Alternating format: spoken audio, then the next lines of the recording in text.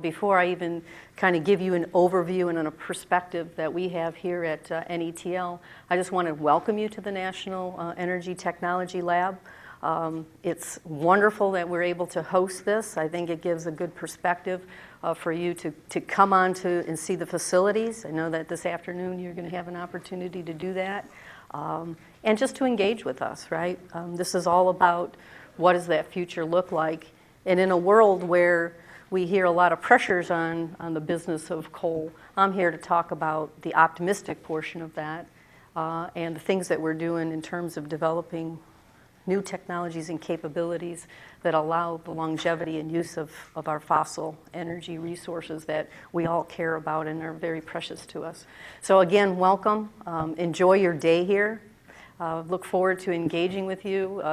No question is silly as you kind of go through the labs. And again, just thank you for being here. So today, I thought I would kind of highlight what is this, what I call a backbone of the energy future. And it really is a backbone. When you look at what fossil energy and those resources bring to the table, I think we all know that. It's very important for us to recognize the importance of it today and how it plays out in the future. So there's a lot of, I put this up here and I've used this before because I think the United Nations posts how many people are on this earth, 7 billion. And I think that the projection is by the year 2100, that doubles, right? And so when you talk about doubling the population across the world, you start thinking about, well, people need to eat, people need water, and you also need energy. And so it's very important the work that we're doing and what we do today and how that works towards the future use of energy in that future of this large population. We all have heard that, the president has laid out his presidential strategy, and it's an all-above strategy. And inside there, you'll see those are the department's actual focus areas inside of that strategy. But what I walk away with when I read about the all-above strategy is, we really can't, there's no crystal ball to say which one of those or what percents of those are going to be in the future. So it's very important for us to work on all of the technologies from solar to oil to clean coal, natural gas, because they're all going to be relevant in our future. And so since you can't predict the future, you have to have a strategy that touches all of those resources and areas of our energy future. There have been projections, if you look at EIA or other agencies, they talk about the U.S., and you can see in the U.S. from 2012 to 40 that there is this stable use of fossil energy in the mix. The real interesting thing is when you look at the world and you see the projections in the world, and I like to say, even if the United States, if we were able to convert everything to something renewable, the rest of the world would not be able to do that. So we have a leadership role to play in developing technologies, not only so that we could use our fossil energy resources, but also so that we could influence those technologies and behaviors across the world. Another snapshot, and I feel like I'm preaching to the choir because this is a group of people who is so seasoned, but at the same time, I think it's important just to reflect a little bit and think about this. And I try to get out and I try to speak to as many forums as I can because a lot of people don't understand this energy picture. The common person doesn't understand that they don't know where it comes from, right? They just know they need it. They want it, and they want it affordable. So when I look at this and I say, wow, that's a very complicated business energy is. And when you think about, what is providing energy to whether it's residential all the way down to power, you can see that fossil energy plays a big role. And that role of 93 to 66% in power tells you something. That means it's prevalent, it's an important part of our energy stability, of our energy security, of our energy use. So when you take another look at that and you look at the carbon management strategy, we all, I think, at the end of the day, everybody is very interested in making sure that we do things environmentally sound. Every one of us, if we don't have children, we know people who have children, and we really care about the future. And that's what the National Energy Technology Lab is about. It's about creating that future. And given where the drivers are, and those projections, the answer is in our ability to deliver a technology that helps us manage that carbon and doing it in a way that's affordable. That is affordable to the consumer, that's affordable to industry. So I get out and I say, excuse me, that there's this enduring mission. I get a sense when I go out and talk to people that people think, fossil it's over. The game isn't over. We're only probably in the first quarter because of the number of resources that are available. And so when I look at inside of NETL and I think about fossil energy, I think about this, effective resource development. In other words, when we're using coal or whether we're drilling for natural gas, are we getting 100%, are we getting everything we can get out of everything that we use that resource for? Efficient energy conversion, are we converting are we at a 90% conversion rate? We all know that's not true yet today. And then, of course, environmental stability, sustainability. We care about water. We care about how we're going to manage those kind of things that are byproducts for the use of our natural resources. Important to note that it's an enduring mission. You are in one of the national laboratories. We are a little different, and I don't mind being different. We are a federally owned and federally operated, which makes us a little unique.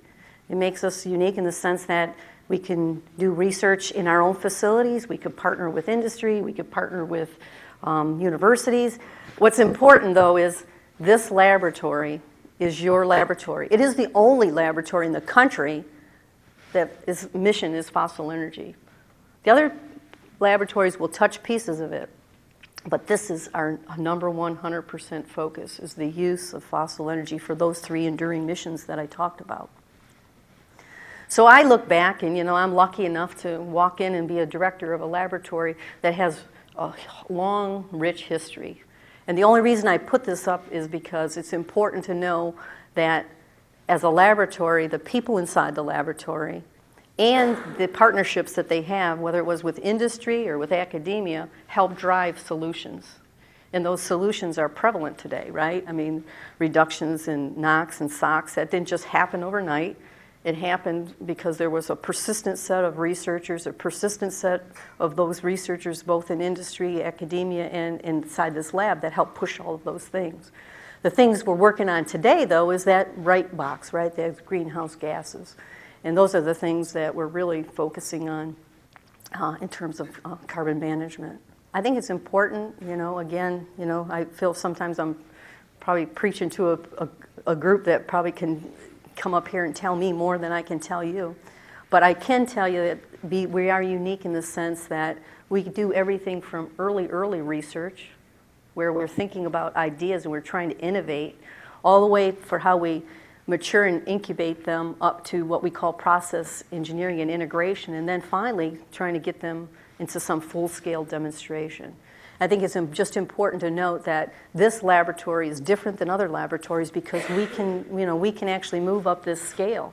And we can do this by doing things intramurally and extramurally, and then when we really want to do a demonstration, we really can partner with large industry to demonstrate those capabilities. Again, help drive down costs and risk in use of those things. So when I look inside of our laboratory, these are what I would call the enduring competencies that are part of what I would say the DNA of fossil energy researchers and tech developers. So we have expertise inside this laboratory network that we have, and again, across the three major sites that we have, from here to Morgantown to Albany, Oregon. we have the capabilities of, from computational engineering all the way to energy conversion and systems analysis and engineering. And each one of these elements is very, very critical, and those competencies are applied whether you're thinking about coal, whether you're thinking about natural gas, or you're thinking about other future resources like hydrates. So again, a very strong core competency inside of the laboratory. And again, this is probably the crown jewel, is the technical underpinning of the things that we do. And then when you lay in the programs, right, we have a coal program and we have an oil and gas program, and they're very focused. And so there's a unique mixture of how we build program and how we take those core competencies to help drive the technology development. But you'll see in the coal program everything from things that you are so familiar with, which is carbon storage and carbon capture, to what is the next generation of improving efficiencies of our power plants, right? Sensors, new materials, I talked about computing, but even advanced energy systems, things called supercritical CO2 cycles. There's a lot of things that, as you're maturing technology, you're also looking way out into the future, and as those things become more mature, you kind of bring them to the forefront. Again, a very nested and very encompassing program. So when you think about carbon capture, I put this out. I think that many of us understand that part of the challenge is making the technology affordable, reducing the risk of that. Our ability to capture carbon, we have that, obviously, that ability because we've matured things and we actually have things in large-scale demonstration. But what are some of our challenges? There's still the integration of technologies into the larger and scaling it up. The problems in terms of what do you do with carbon when you do capture it, and the whole supply chain of that. What other products can it be used for? How do you store it? What are the implications for that? All the way down to a lot of emphasis today on water use. The process is not, the process uses water, and it's important for us to recognize how do we actually manage that water, and how do we ensure that, we're not using another precious resource to create the energy that we're trying to create. So there's a lot. I guess the bottom line for this slide is there's a lot of work to be done. There's still a lot of challenges that still need to be overcome that are part of the portfolio, and Sean will probably talk more about that in much more detail. Again, when you think about our program, it's all about trying to drive down that cost and make it much more affordable. So the program has very stringent goals that take you all the way from where we are today to some second generation technology, and then driving to these future transformational technologies. Again, I don't want to steal his thunder, but I'm sure he's going to probably get a little detailed with that. But the important thing is it's a consistent plan to keep us on a path of how do we keep getting reductions in CO2 at the same time having affordability targets that we're trying to meet. I leave this idea with you. So I came from the defense industry, and I think the defense industry in some case parallels a little bit in the sense that you have large systems that you're building. They're costly systems. Sometimes they're hard to get over it's hard to get over the field goal line or whatever. It's hard to move them forward. And so we put a lot of emphasis on simulation. And I see that happening inside of the Department of Energy. I see that happening inside of NETL, is how do we change our paradigm in the sense that if it takes this long, and I mean, if you're talking, 20 to 30 years for a technology to get into the power industry, we have to think about how can computational tools, engineering analysis tools, how can they help change that life cycle, right? How can we shorten that? And now that computational capabilities have increased so much, we can actually do a lot. We can actually model, we can assess all the way from at the atomic level all the way down up to to full-scale deployment level. And we believe that that's a very important part of how we should think about the future, so that technology refresh happens much more often and at the right cost points that we need. So we have something called this Carbon Capture Simulation Initiative. You can see all the players. It's been the national labs, academia, and industry, and collectively building this capability of tools and simulations that we all are going to be able to use to help us see if we can change that 20, 30-year life cycle to something a little bit different. It's a big goal, but at the same time, the tools are really coming along, which are allowing us to have better insights. So when you think about that, I also want to just say, I think I talked to several people, and like I said, people feel like there's this doom and gloom about coal. And I show them the projections. I show where coal is still going to be prevalent, right, in our world. But also, we need to start thinking about things like what else can it be used for, right? Since it is such a precious resource, are there other things that we should be thinking about? So just recently, I think over the last probably year or two, we've been incubating this within the department, something called rare earths, the ability to take, materials, the byproducts from coal firing, and converting them into these more rare earth materials. A program that's just, like I said, it's probably about a year and a half, just now starting to really shape itself. So there'll be more, but I do believe, and from what I'm told from the experts inside of NETL, that this is like it's one of those things that you have to go work on, because if you're able to do it, it makes a really big difference, right? Especially in materials where some of these materials are difficult for the U.S. to obtain, which then becomes somewhat of a national security issue. So advancing the future, I put this because I think many in here probably have been part of all of these things. The fact that we are able and have captured a lot of CO2 and injected it, that means we've have proof of principle. We've been able to capture it, we've been able to store it, we've been able to monitor it, and at some volumes that are pretty substantial. More work to be done in thinking about, what other geological formations potentially we should be looking at, is the size of the injection, but much more, there's a lot of work still ongoing. But this kind of just gives you a snapshot of some of the things that, that the lab is working on, and to help advance the state of our technology and capabilities. So I have one of the researchers that works for me.